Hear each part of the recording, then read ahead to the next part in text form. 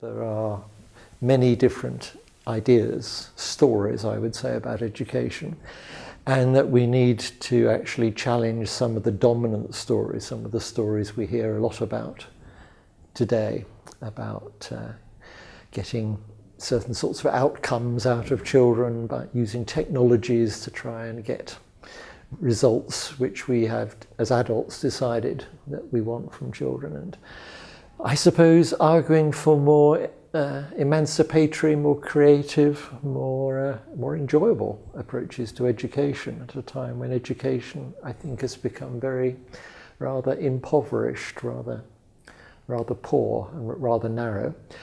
And that is connected very much to the idea that we can rediscover the idea that democracy can be a very fundamental value and practice in education.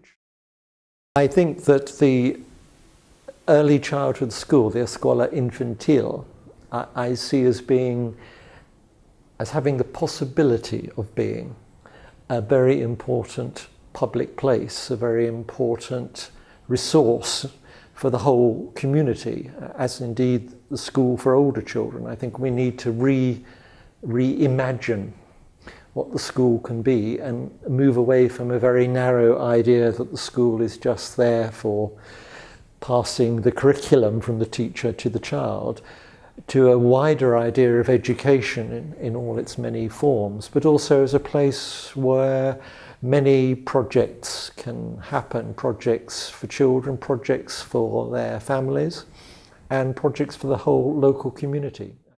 There are alternatives. And I say that in opposition to the dictatorship of no alternative.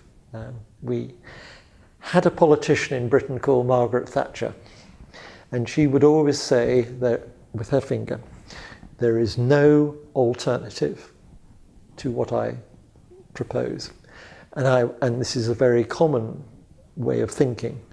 And I suppose I want to say there are always alternatives, and a rich democratic society is one in which we talk about and argue about alternatives.